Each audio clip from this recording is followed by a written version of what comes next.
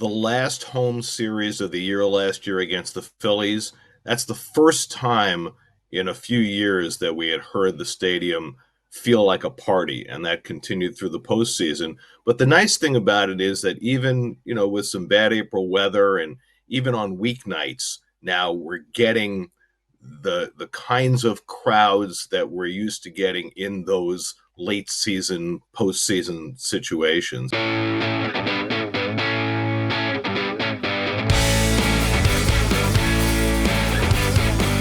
What's up, everybody? Welcome to the Mets Pod, presented by Tri-State Cadillac. Spring is the season for new beginnings, and it's the best time to get behind the wheel of a sophisticated new Cadillac SUV. Visit your Tri-State Cadillac dealer today. I'm your host, Connor Rogers, joined as always by my co-host, Joe DeMayo, and happy for the return to the Mets Pod of Gary Cohen. Gary, thanks so much for jumping back on. How are you doing? Thanks for having me. I like that you're a frequent guest now, Gary. I'm going to almost introduce you as contributor to the Mets Pod at this point. Listen, I want to start off with something that is just so evident to all of us watching at home, even if anyone hasn't been to the ballpark yet.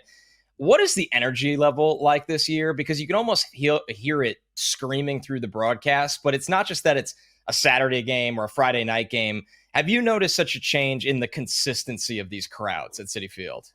Oh, gosh. I mean, such an enormous change from last year. It started the last home series of the year last year against the Phillies. That's the first time in a few years that we had heard the stadium feel like a party, and that continued through the postseason. But the nice thing about it is that even, with some bad April weather and even on weeknights, now we're getting the kinds of crowds that we're used to getting in those late season, postseason situations. And I think that, between Lindor's walk-up music and the way the team's playing, and there's just so much fan involvement right now. It's a really good team. Right. and Yeah. and that breeds happiness in the ballpark. And I think it carries over not only from day to day, but from year to year. I think generally over the course of baseball history, and particularly with the Mets, you get a lag of a year that, based on what happened last season, it got more people excited for this year. More people went out and bought tickets in advance, not just for the Saturday and Sunday games, but for all the games. And I think it builds on itself. And with the team playing so well right now, it's really been fun to be a part of. Gary, you were on with us for our season preview, and we all kind of agreed that heading into the season, the Mets rotation didn't really have that bona fide ace. Little did we know that's because they have 5 of them. And this is not even counting, Sean Manaea, obviously, and Frankie Montas on the injured list. What's been your biggest takeaway on the Mets rotation through the first month and a half of the season? I mean, it's been outrageous how good they've been. To me, the X factor going in was Senga, because you just didn't know how he was going to respond after a year on the sidelines. And he's just been, 1.16 ERA as we speak right now. I think that speaks for itself. But all of the other guys have fallen in line. For Clay Holmes to make the transition as seemingly seamlessly as he has from closer to starter has been amazing. For Griffin Canning to go from leading the American League in earned runs allowed to being a guy with an ERA under 2.5. David Peterson has pretty much been exactly what he was last year. You anticipated that he'd be able to carry that over, and he has.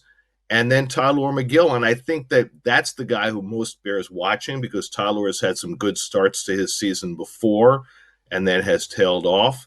And he's had a couple of rough ones in a row, so it'll be interesting to see if he can get back on the beam. But, with Manaea and Montas and Paul Blackburn all waiting in the wings, the Mets have plenty of backup. And, certainly what they saw from the guys who filled in the rotation, as well as 6 starters, has been encouraging. And I think that, early in the season, they weren't getting a lot of length out of their starters, and they still like to get more. But I think the fact that they have built in a sixth day for Senga in every start, and so far they've done that with Holmes too. All that's going to change this week. He's going to go on regular rest for the first time. I think that for the most part, though, they're going to try to slow those guys down in terms of innings by giving them fewer starts as opposed to by foreshortening their starts, because you can't put as much pressure on the bullpen as the Mets have over the first quarter of the season for 162 games, because at some point it's going to break. So, I mean, what's happened so far is just beyond anybody's wildest expectations, and you keep waiting for signs of regression, but so far so good. There's a lot of options for this one, Gary, but who would be your biggest surprise of the season? I mean, obviously that answer could lie in that crazy rotation, but it feels like we've had some candidates in the bullpen and in the lineup as well for this. Well, Griffin Canning is a huge Right. surprise. I mean, I think we thought he could be a credible back end guy, but he's been a frontline starter. He's been outrageously good, and so that's been great. Max Kranick is a guy we didn't know a whole lot about, and I know he's faltered lately, but he's been a big piece. Huascar Brazoban, Right. who last year was walking the ballpark, and now he's throwing strikes and letting his stuff play, and he's been outstanding. Luisangel Acuna, we got a taste of the end of last year, but I think we're finding out now just how many dimensions he has to his game, and he's really forced his way into the lineup on an almost everyday basis lately. So, those are some of them, and um, I think that you knew how good this Mets batting order could be, and there's still so much room for improvement, and yet they're 11 games over 500. That to me is the most encouraging thing about this entire team. Brett Baty started off the year basically how he has every other chance he's gotten in the big league so far. Then he homers off of Zach Wheeler. I was in the ballpark for that one, and gets sent back to AAA. Comes back, has a couple home runs. He's swinging the bat as hard as anybody in the Mets lineup, and he's hitting the ball hard. Is it finally the time that Brett Baty has arrived as a major league player? Are you getting Mark Vientos 2024 vibes? We're Because hoping. you could have laid out that exact same scenario last year, right? Vientos hits the home run to win the game against the Cardinals in late April, gets sent back to the minor leagues. You don't know when you're going to see him again. He comes back, and he didn't never stopped hitting after that. And maybe Baty's at that same point right now. The two biggest knocks on Brett offensively have been that he hits too many balls on the ground, and he seems to have solved that problem, and that he had trouble with high velocity fastballs. And the last home run that he hit against the Cubs, that he went to left field on a fastball, that was probably the most impressive of the three that he hit over the weekend, because he was able to negotiate a quality fastball and hit it out of the ballpark. We know what kind of talent this guy has. He may not present as confident a demeanor as Vientos does. I mean, Vientos never gets down no matter what happens with him. We've seen that over the last couple of years. Baty has a tendency to be a little harder on himself, but he success breeds success with a talented player like that. And, to have both of those guys going at the same time is a huge luxury for this team. It'll be interesting to see how Carlos Mendoza works with that. He's had Vientos DHing a couple of games, and with Winker out, it's interesting because Jesse is an important piece to this team and a real emotional spark plug. But the Mets are a lot more flexible team with Baty there as opposed to with Winker. So you need to get Marte some playing time. McNeil obviously needs to get in there. So Taylor is not going to play every day, but he's going to play most days until Siri comes back. So there are a lot of pieces that Carlos can put in a lot of different places, and Baty being on the beam right now certainly helps out in that regard. I want to take a quick look at the Mets starting lineup from Monday night against the Pirates. For those watching on YouTube, you can see it on the screen right now. After Lindor and Soto in the top two spots, every other spot, 3 to 10, including the starting pitcher, is homegrown, or at least with Acuna, the Mets had a hand in his development after they traded for him. That combined with the farm system that has clearly improved and has more guys on the way. Gary, is that a sign of maybe some of this sustained success that we've been hoping for with Steve Cohen and David Stearns that they've been kind of preaching since each of them got here? Yeah, I mean, this is what you aim for, right? You aim for having too many guys in your farm system and on your roster, all of whom deserve to play at the big league level. This is what the Dodgers have done over the last Right. decade. They keep on producing players. They bring in players when they need to fill holes and when they need to establish depth. And that's exactly what the Mets have done. It started when they made the trades 2 years ago, when they traded away Scherzer and Verlander and some other guys and picked up Acuna and Clifford and Gilbert and all these folks. And they've also drafted well, and you've got some pitchers coming to the upper levels of the system who are now almost major league ready. Last year was a setback as far as the position players on the cusp, because Gilbert was hurt and Williams was hurt, and obviously Mauricio missed the whole year. Now these guys are playing, and they are close to major league ready. And if injuries strike, you've got players who can fill those holes and keep a winning formula going. And that's what sustained success is all about.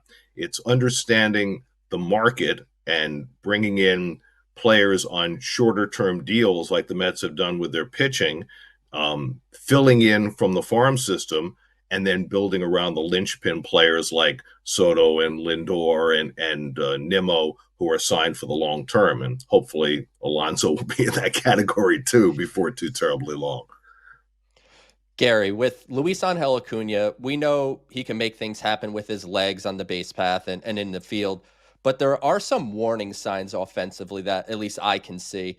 He's yet to barrel a baseball up this year, 0.0% barrel rate. He's in the 25th percentile in hard hit rate. When you look, certainly the average is there and he's getting on base, and those are good, but it's a lot of flares and balls just finding holes.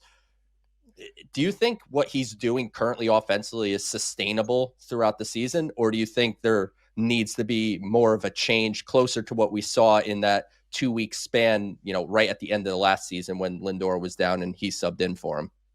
Yeah, I think Luisangel gets in trouble when he tries to be his brother, when he tries to be the home run hitter. I think because of the way his speed plays, as long as he's making contact, he's going to be a successful hitter. And as long as he's laying off pitches out of the strike zone, he'll get his walk rate up, and that way he'll be more of a force in terms of his ability to run the bases. I think you've got enough power in this lineup. You don't need to worry about Luisangel Acuna hitting home runs. But as long as he's making contact and getting on base, he should be fine. Now, the question is how pitchers adjust to him and whether he's able to handle those adjustments. We've seen a lot of breaking balls out of the strike zone that he was flailing at earlier that he's not now, and I think that's a really good sign. But we haven't seen enough of Acuna in the big leagues to really know what he's going to be and how he gets to the power that he has. Again, he's not Ronald. He's not going to hit 40 home runs a year, but he might hit 15 or 20. But right now, I think as long as he's making contact and getting on base, I think that's really all you're asking of him. So Mets fans got something a little different on Sunday with the Roku game, which you had the call for, Gary. What was it like calling a game with Joe Girardi? Not only somebody obviously that played for a long time, but has the eyes of a former manager as well. Well, it was great. I mean, Joe is fantastic. The experience was different for me for reasons that had nothing to do with the game. The fact that it was such an early game, which means the lineups come out late, and we had to do a pregame show and meet with the managers. And so I'm a very routine-oriented person, and that messed up my routine. But other than that, the game was great. I mean, we had a terrific game to call, and Joe is. I think Joe has really evolved as a broadcaster. He's really learned how to penetrate the things that are going on in the game and express them succinctly. So I've known Joe for a long time, and it was great to work with him, and it was different. But I was also glad to get back to the more comfortable broadcast on Monday. Gary, at this time in the calendar, every year of Francisco Lindor's career as a Met, we'd be having a conversation where I would say he's going to be just fine. He's Francisco Lindor, and Connor would fairly be getting a little critical of his start to the season. He's right now off to the best start to a season of any year of his professional career. How much of his success do you attribute to having number 22, Juan Soto, batting behind him? And how much of it is just he's a great player, just being great from the jump instead of kind of starting around Memorial Day? I think Soto might have something to do with it, but I think it's much more about Lindor and how he's grown. I think we all witnessed last year how much growth he experienced over the course of that year. The bad start, the taking over of more of a leadership role in the team, of getting to be more relaxed, not only as a player, but as a person. It's something that we've watched over the course of his Mets tenure, but it particularly happened last year. And I think it became even more so after he got hurt in September and he was dealing with the back problems and he was playing in pain down the stretch of the season, and yet had those enormous moments against the Braves on the last day of the season, and certainly the Grand Slam against the Phillies. And you saw how calm he stayed in those moments. And I think part of it was because he was in pain, but I think part of it was also a maturity that he gained. And I think that's carried over to this year. Even after he started out 0 for the series in Houston to start the season, it never seemed to bother him the same way. And he's just such a great player and really rises to the moment. Honestly, the only downside to his season so far is that he's made a few careless errors that we've never really seen from him before. But he'll make so many great plays in the field that you almost look past that. But he's just, he wasn't the MVP last year, only because Ohtani had an otherworldly season. In a year where Alonso's gotten off to such an incredible start and you have Juan Soto on the same team, Lindor still may be the MVP in the league when this is all said and done. Gary, for the last question today, we want to dive into our mailbag we get from our listeners. This one is from Steve Miller. He wanted to know the Steve Miller from the Steve Miller band. That is correct. The Met spot is going global at this point. No, we wish. Keep on rocking me, baby. Yeah, but Steve Miller on Twitter, he's the second best Steve Miller, I would say, in the world. He's a pretty good one. He wanted to know, Gary, what's your favorite park to call a game in outside of the NL East? I would say San Francisco. Oracle Park is it's magnificent. First of all, our facilities there are great. Our view is perfect. And just the sight of the bay behind the stadium, they did such an amazing job there of building that ballpark to contain the wind, the way it's sealed off behind the stands so that the wind does not become a factor unless the ball's hit high enough above the rim of the stadium. But just the view there, the facilities, the people there, it's really the greatest place to call a game outside of Citi Field. Gary, we always enjoy catching up with you. It's been so much fun. Obviously, a lot of great stuff for what's been such a great start to the Mets season, and we look forward to talking to you soon. Thanks, guys. Thanks for having me. Great stuff, as always, from Gary Cohen. Obviously, we love that we get to have Gary on this show throughout the season, Joe. It's you forget sometimes that broadcasters, just as much as the team, feels the ebbs and flows of the ballpark energy. And you could tell from Gary's reaction just how special this has been, not even just this year, but what they've carried over from the end of last year to this year. And that's because when you and I jump on to record this podcast every single week, it feels like we say the Mets won 4 of 6. The Mets won 5 of 7. There have not been many weeks where the Mets haven't been consistently winning their series. 4-2 since the last show. We have a lot to get through with a loaded Down on the Farm, the scoreboard, a ton of your mailbag questions. But what was one thing that's kind of on your mind from the week that was, Joe? Not only is this Mets team really good, they're the perfect combination of being really good and really resilient. We were texting, of course, during Monday night's game when the ninth inning and you have your 2 best defensive players commit errors in the top of the ninth. We've seen that film before, and we certainly have not liked the ending many times before. And it was, this is just one of those games that the Mets are going to drop, but they worked their way out of the top of the ninth. And then, Acuna, he strikes out to start the inning, but then Lindor, Soto, Alonso, that's what those guys are getting paid the big bucks to. That's the reason why they're getting it. So boom, walk off, just showing the resilience that this team had in 2024 with, quote, lesser talent. They have that same resilience with more talent this year, and I think that's a perfect blend. It's a really good point. I was texting you when they started to just bat the ball around the infield like a hot potato. I was like, dude, they're going to blow this game, because my thought was it'd be really hard for Brazoban to respond to those errors, where I'm like, now that, they've given 2 freebies here, and I get it. They weren't the easiest outs, but they were outs that you expect those guys to make. Brazoban is a guy that when the confidence can go, you start to get a little bit worried there. And Brazoban, it was a strong inning from Brazoban. Mendoza was very vocal about that. He was happy with how he responded, and ultimately he gets the win because of the Mets handled their business in the bottom of the ninth, as the Mets often seem to do that. Let's go down on the farm. We have a lot of pitching to talk about down on the farm, which is what we've been waiting for on the Mets pod for years at this point. I think we start with Jonah Tong here, Joe, who is carrying over last year being really probably the biggest riser in the system to now this year taking that momentum and running with it. 6 2/3 innings, didn't allow a hit, didn't allow a walk, obviously didn't allow a run. Things are just going really, really strong for Jonah Tong in Binghamton AA ball right now. Connor, there's a lot of noise online when Jonah Tong got taken out of this game because it was part of a doubleheader. In the minor leagues, doubleheaders are 7-inning games. So he got pulled with 1 out to go to get a perfect, I guess, fake perfect game, because it would be a 7-inning perfect game, but nonetheless. And you could see the look on his face when manager Reed Brignac came out to get him. He was just like, ugh. Like he wanted that one more out.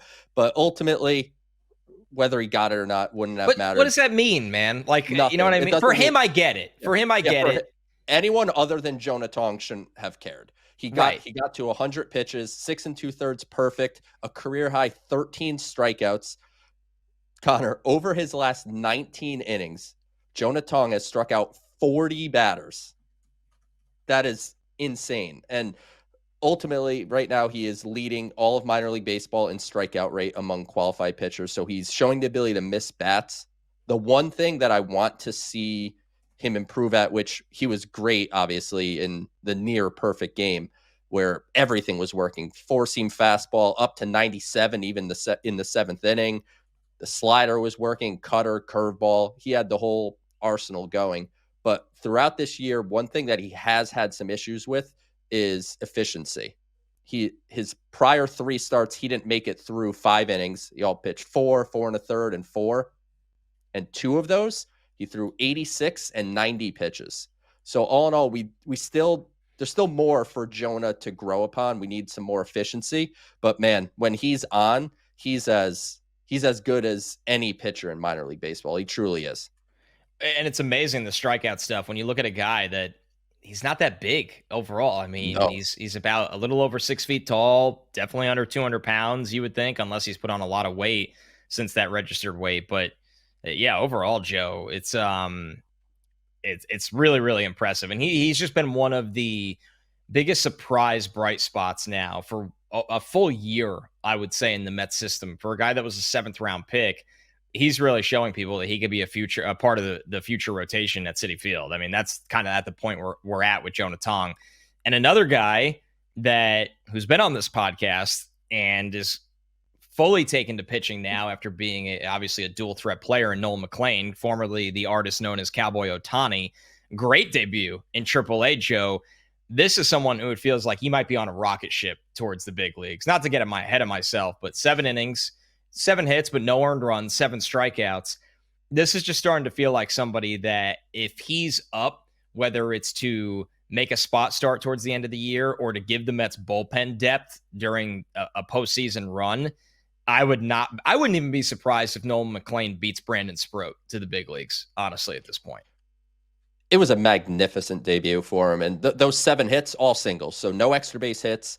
And what was really important, which you don't see if you're watching on YouTube, there was 0 walks associated with that outing. And one thing that Nolan struggled a little bit with at the AA level was walks. He was walking over 4 guys per 9. Not an absurd number, but just a little higher than you would like to see. And he threw 57 of his 78 pitches for strikes. So we got through 7 and 78 pitches, which is also really impressive.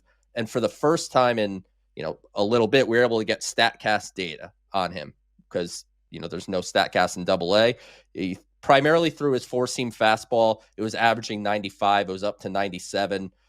His cutter was a pitch that he's really focused on this year to kind of change hitters' eye lines a little bit, 90 to 91.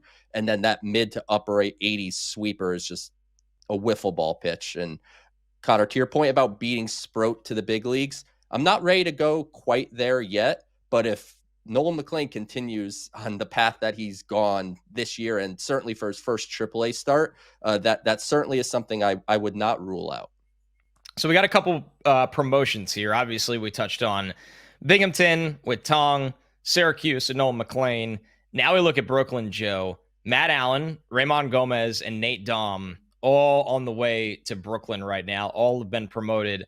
I would ask you, who's your most highly anticipated arrival? But I think all eyes are consistently on Matt Allan at this point of our Mets minor league watchful eyes. Talk about perseverance, Connor. So Matt Allan is going back to Brooklyn, and I put this out on Twitter yesterday when the Brooklyn Cyclones posted the last time that Matt Allan pitched for the Brooklyn Cyclones was Game 3 of the 2019 New York Penn League Championship Series. So let's just use that for time. That was the last time Matt Allan pitched in a professional game prior to, the beginning of this season. And in 2019, the New York Penn League, that league does not exist anymore. So that's how long it's been since Matt Allan has been around. And, ultimately being in Port St. Lucie was keeping him in the warm weather and just getting some innings under his belt. And ultimately with him, it's been shorter outings, mostly 30 pitches, 40 pitches. And at times the stuff is electric, up to 97 on the fastball. He's still got that curveball. He added a cutter this year. And at times it's rusty. The control and command would sometimes the walks be all over stand the place. out to me, Joe. Yeah, and that was honestly something that, talking to Mets people leading into the season, they're like, don't be worried about Matt Allan's walk rate, especially early in the season. It's been 6 years since he's pitched in professional games, so it's not like they were expecting him to come back and just, fire strike after strike. So just a good development for Allan to get through that stage of St. Lucie healthy. And now he gets to go back to Brooklyn. And I'm really excited to see him. And if you want to see him, I believe he's going to be pitching Sunday's game, which will be broadcast on SNY. There you go. And I should have all eyes on that just to see Matt Allan on a mound that is not St. Lucie at this point. Really, really rooting for his return. We'll keep an eye on all of these guys on the Mets pod, obviously, as we do down on the farm every week. Yeah. Really quickly I want to at least touch on Raimon Gomes. We can't leave him out. He was number 28 in my top 30 coming into the season, coming back from Tommy John. This is a guy that will average over 100 miles an hour on his fastball and touched 104.5 with Port St. Lucie. So there's some control and command to work through there with him as well. But with that high octane fastball and good slider he has, it could be a quick rising relief prospect. Yeah, he'll be somebody will be interesting to keep an eye on with the promotion because, obviously somebody of his stature in 6 appearances, he was untouchable in St. Lucie. He needs a better test. So, like I said, we'll keep an eye on all these guys. And speaking of the Cyclones, head to Coney Island on Saturday, May 17th, when the Cyclones take on Winston-Salem Dash, High A affiliate of the Chicago White Sox. Stick around after the game for post-game fireworks. You could also take advantage of the Backyard Bash ticket offer, which includes 4 drinks, 1 food item, just $44. For details or to purchase tickets, visit brooklyncyclones.com. You're listening to the Mets Pod, presented by Tri-State Cadillac. Subscribe to the Mets Pod at Apple Podcasts, Spotify. You can watch every episode on SMY's YouTube channel or wherever you get your podcast. The scoreboard returns, Joe. Reminder, these results are from 2 weeks ago. It's been It's been a long week without it. Over-under push was at 1 for Francisco Alvarez home runs. We both went under. We both got a point. Over-under push was at 1 for Luisangel Acuna stolen bases. Joe, you pushed. I went over. He had 2. I get a point. Over-under push was at 3 for starters going 6 innings. We both pushed. No points awarded. Only one starter went 6 innings, and the number was set at 3. It's been a problem for the Mets this year. Over-under push is at 7 for Brandon Nimmo hits. We both went under. Nimmo had 4 hits. We both got a point. Over-under push was at 8 for Jeff McNeil hits. We both went under. McNeil had 3. We both got a point. Over-under push was at 6 for Juan Soto hits. Joe, you went over. I pushed. He had 7. Good call, Joe. You get a point. Over-under push was at 4 for Mets wins. We both pushed. They actually went under that week. That was one of the rare weeks the Mets went under this number of 4. They had 3 wins. No points awarded. We tie the week 4-4. And on the season, Joe, you have 21 points. I have 22. So very, very close here. Before I go to the new week, Joe, I just have to kind of give ourselves a pat on the back. We've had high scoring weeks this year. I think these are going this is good team effort. We're both doing well. There's no real blowouts. We'll keep it close for a little bit, and I'll pull away when I deem necessary. Okay, we'll see about that with the 7 games we have this week. 2 against the Pirates, 3 against the Yankees, 2 against the Red Sox. Quick note, our next show will be Wednesday of next week. That's why we have the Tuesday night game included in this one. We will be recording and releasing the Mets pod on Wednesday of next week.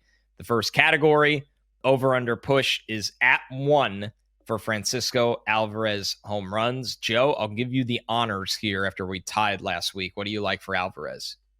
I appreciate it, Connor. You have the lead. It's like you got a birdie, and you gave me the tee box anyway. I'm a nice guy.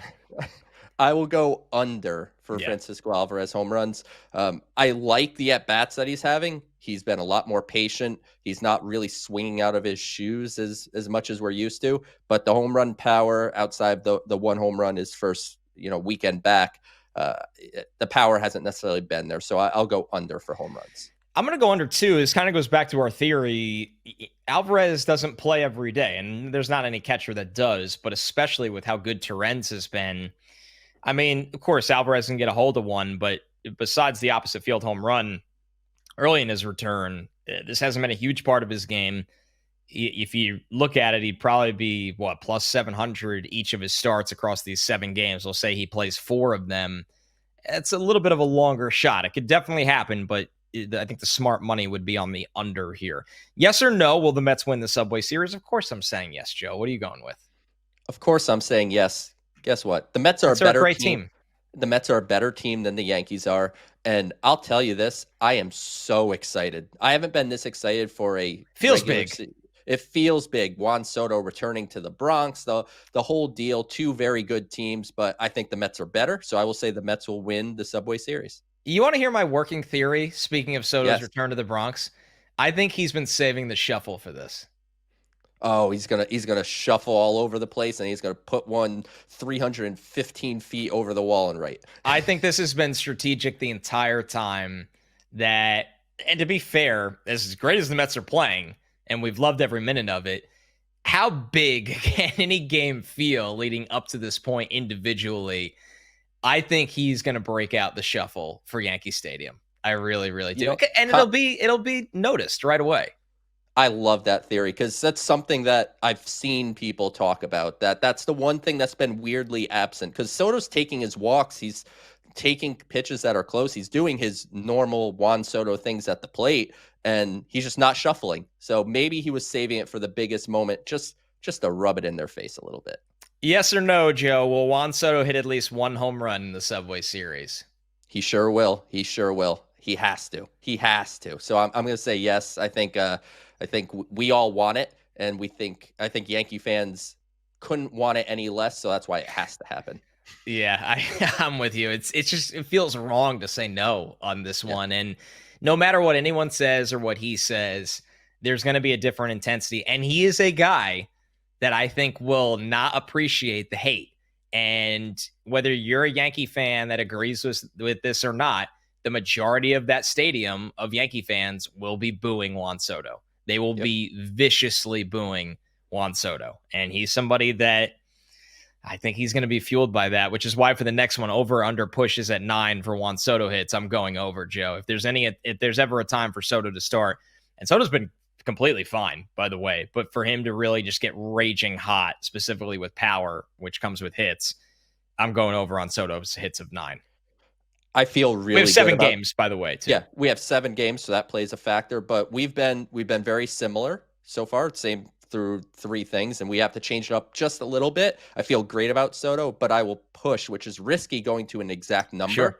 But I will push and say he'll get 9, which 9 hits in 7 games, and I'm sure there's going to be some walks mixed in there as well. That's a really good week.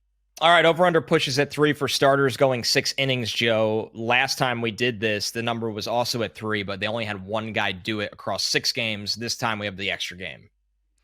I will push. I think that the extra game really plays a role here, and they have 2 left with the Pirates who are scoring less runs than any team in baseball. So I think that heightens the chances of getting someone to go 6 innings. And Peterson in game 1, if we record this yesterday, would have been the first. And it's Kodai Senga and Clay Holmes the next 2 days. So I feel good about the chances of going 6 the next 2 nights. Then you just need 1 out of the next 5 games. I'm going to go under. I completely, number one, I want to kind of change up like you did with the last one, some of our categories here, where we're going. This is a tough swing. I mean, obviously the Pirates are the 2 that you really hope for to lock in here. The Yankees offense, it feels like Trent Grisham hits a home run every day with Aaron Judge, which is just an absolutely ridiculous sentence. Trent Grisham carrying over that series 2022 wild card. Yeah, that series he had with the Yankees now this year after that ridiculous series against the Mets when he was on the Padres. I'll go under here, but I really hope the Mets starters can start working deeper into games. Over-under push is at 4 for Mets wins in 7 games. I'm going to push here, Joe. I'm going to say they take 4 or 7. It's kind of typically the winning percentage that they're hovering around. Feels like they have a good chance to at least snag 1 against the Pirates. We both feel they're going to play up to the Yankees, and then do you split with the Red Sox? It's a pretty simple path to 4, in my opinion. I'm feeling confident. I'm going to say over. I'm going to say they go 5-2 over the next 7. They're going to step up to that competition because all we've heard, and the stats, go against it, but all we've heard is Mets just facing low-level competition and they're just not beating good teams. Well, they swept the Phillies and they took 2 out of 3 from the Cubs. So I think they're ready for the challenge of the good team. So I will say they'll go over and go 5-2 over the next 7. And Gary said it on the broadcast right after the Mets played the Cardinals. The Cardinals won 8 in a row. Like it's schedule takes this. People do this in football all the time, and it's you could relate to this as a Cowboys fan. Sorry, Joe, but the way people react after 3 weeks to games, you have no idea who's good and who's not. You have absolutely no idea. So imagine if people said that about the Mets last year at this time, May 13th or May 14th. A totally different team. I mean, you go to mid-April last year, and Gary Cohen is on the broadcast saying, well, this feels like rock bottom. Rock bottom. And it genuinely did. So it was like a perfectly fine call. But yeah, it's a long season, so I don't go too crazy about those things. Ultimately, the Mets are a really good team. If you watch the Mets day in and day out, I don't care who their opponent is. If you don't think they're really good, then I just don't know what to tell you. You're not allowed to have schedule takes unless it's about the Rockies because they certifiably stink. So that's the only one we'll allow. I know the Rockies are not going to change their fortunes. Connor, they're almost 30 games under 500, and it's May 13th. They played, what, 40? They're 7-34, I believe it is. So they played 41 games, and they're almost 30 games under. Insane. It seems hard to do, but they've found a way to do it. All right, let's get into the mailbags. We got a lot of good ones here, and we got a little outfielder doubleheader for our 5-star reviews. We'll do these 2 together. Look at all that land. 5-star review, thank you. If another outfielder goes down with an injury, is Drew Gilbert the next guy up, or is there someone else in AAA they might use? And then Jez2419, thank you for the 5-star review. I know Joe mentioned Cedric Mullins as a guy to possibly trade for last offseason before the Mets landed Jose Siri. Mullins is basically the only bat raking for Baltimore through April. If the O's continue to struggle, what do you think about the chances the Mets trade for him by the deadline? Joe, you've been a fan of this idea going back to our winter conversations. Mullins specifically. Yeah. Cedric Mullins fits, I think, exactly what David Stearns is looking for. defense and speed in center field that you can rely on. And the bat has been really good since the second half of last year for Mullins. So, hey, if Baltimore falls out of it and Mullins is available, I'd have no opposition upgrading center field. And, Tyrone Taylor has done some good things, but as we've said on this show, he's probably best suited to be a fourth outfielder.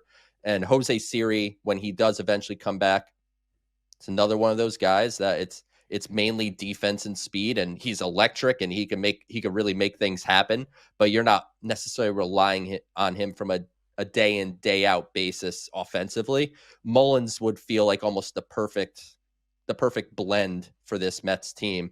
But going back to current day, because the trade deadline is, of course, months away, and there's a lot of things that can happen between now and then.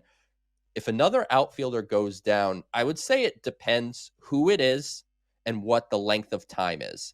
So I don't want to cause any juju by saying names, but let's just say center field happens to be open for a length of time that's more than a week or two. Then maybe I think you do talk about Drew Gilbert. He hasn't been amazing at AAA, but he's been fine. But if someone's down for 10 days, I think a guy like Jared Young, who is on the 40-man roster, he could play both corner outfield spots. He could play first base. So there's a little versatility there, and he's hitting.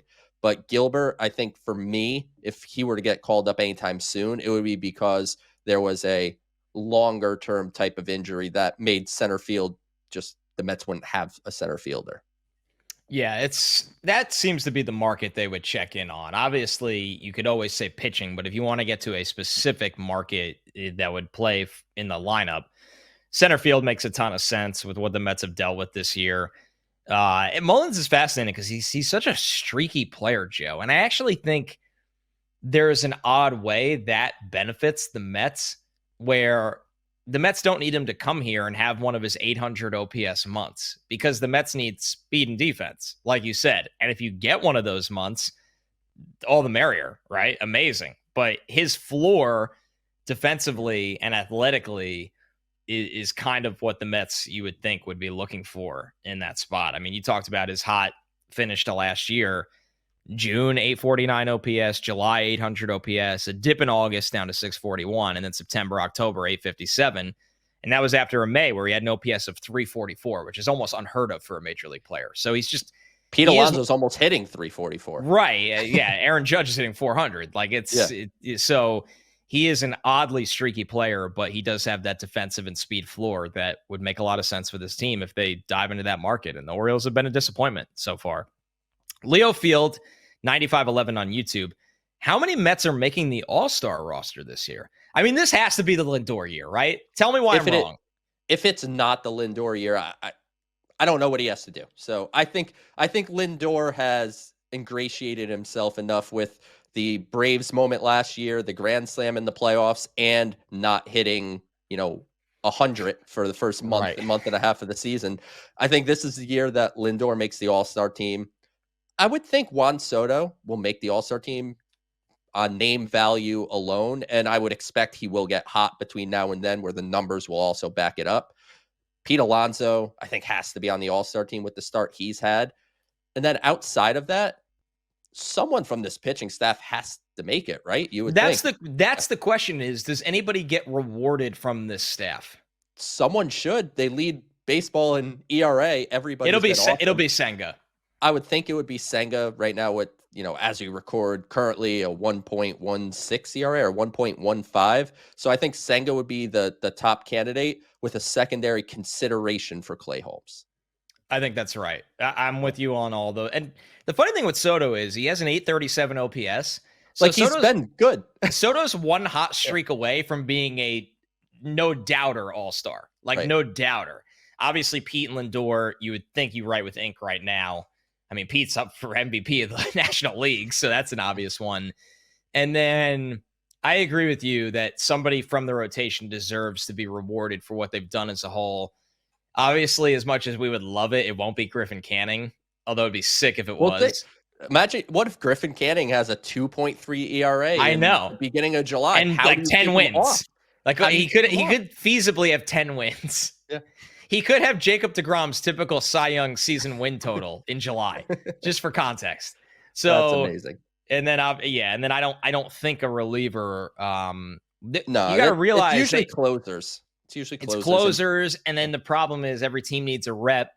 So even bad teams will have one good reliever that you can kind of make the representative. So yeah, it's pretty cut and dried with the Mets. Besides whoever the starting pitcher is, if they get a starting pitcher in, which will be really, really interesting to watch. My biggest question is, will Pete just continuously do the home run derby? Yes. 100%. You think he will? You think he will? I think he's going to do the home run derby until he can't do the home run derby no more. I would love to love something as much as Pete. Yeah, I know. It's a fair point. I just kind of don't want him to. And it's selfish of me to say. I just start the All-Star game at first base, have your All-Star at bat, continue this MVP tear. I don't know. Maybe it's just superstition, but it's just, I don't know. We'll see. You're right, though. If you're a betting man, Lonzo will probably do the derby. Mike Cannon on Twitter. We have seen Stearns' playbook with free agent starting pitchers. What do you think he will do at the trade deadline? Move some prospects for an ace or sit tight and stick with their program? I don't think, Joe, the Mets will ever give up significant prospect capital for rental pitching. That's just my take. I don't think they'll ever do it. Now, if we're talking about an ace with term or team control, that's totally different. But I don't think this is a team that, will operate that way personally. My eye was squarely on Sandy Alcantara coming into the year because his contract, his control, his raw stuff. Buy low. And as a fantasy baseball owner of Sandy Alcantara, an ERA over 8 does not exactly, I don't think, tickle anybody's fancy. And it's been terrible. It puts the Marlins really in a tricky situation, right?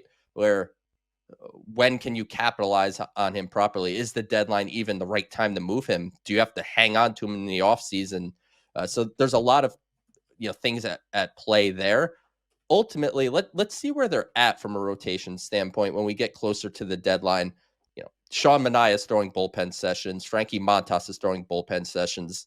As I mentioned just a minute ago, the Mets have the best starting pitcher ERA in baseball, and we're getting close to Memorial Day. So this is we're not talking on April 13th. We're talking on May 13th. So between the guys that are here, the guys that are coming back, we talked about Nolan, McLean, and Brandon Sproat on this show.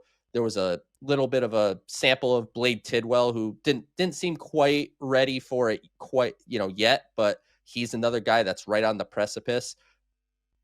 I guess we'll see what the market shakes out, but I would lean that if the Mets do make a starting pitching addition, it probably won't be someone that I think excites the fan base. Think maybe along the lines of the Paul Blackburn deal from last year. I think getting just additional depth, but I'm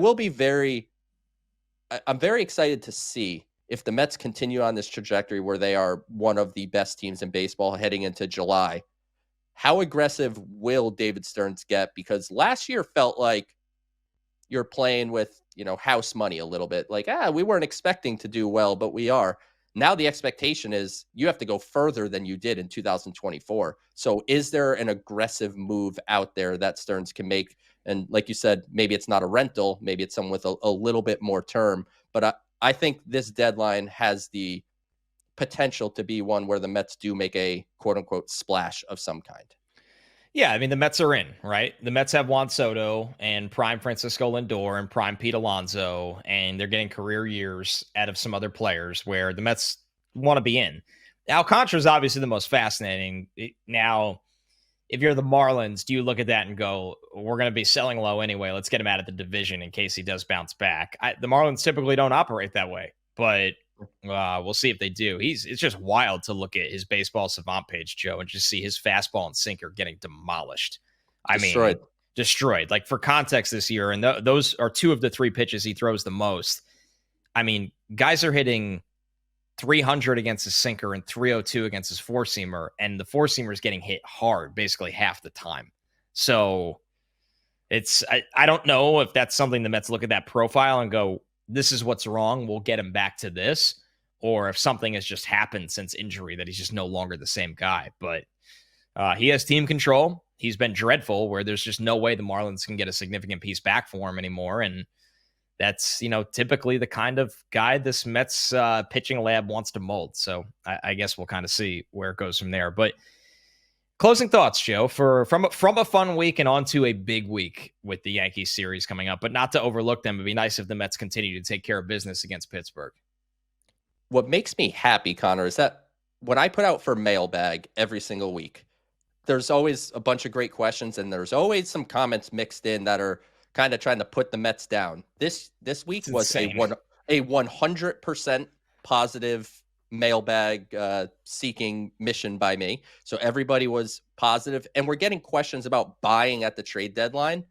Oh, how things have changed here in Queens. So that's really exciting. And as you said, this coming week, you finish with these 2 games with Pittsburgh. Would love to sweep, but certainly make sure you split the next 2.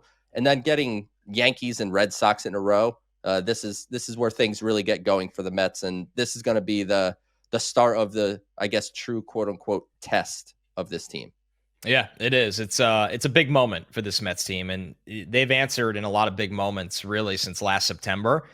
Again, they've carried that all the way throughout this season, but obviously the lights will feel brightest. They all count the same in the standings, but the talking conversations around it just feel different. This is the Mets Pod presented by Tri-State Cadillac. Spring is the season for new beginnings, and it's the best time to get behind the wheel of a sophisticated new Cadillac SUV. The beginning of something exceptional starts now. Visit your Tri-State Cadillac dealer today. Remember to subscribe to the show at Apple Podcasts, Spotify, or wherever you get your podcasts. Leave us a review with a question, and we'll look for it for a future mailbag. And, of course, you can watch every episode of the show on SNY's YouTube channel. A huge thank you to Gary Cohen for once again joining the Mets Pod. Always fun. Joe and I will be back with you next week.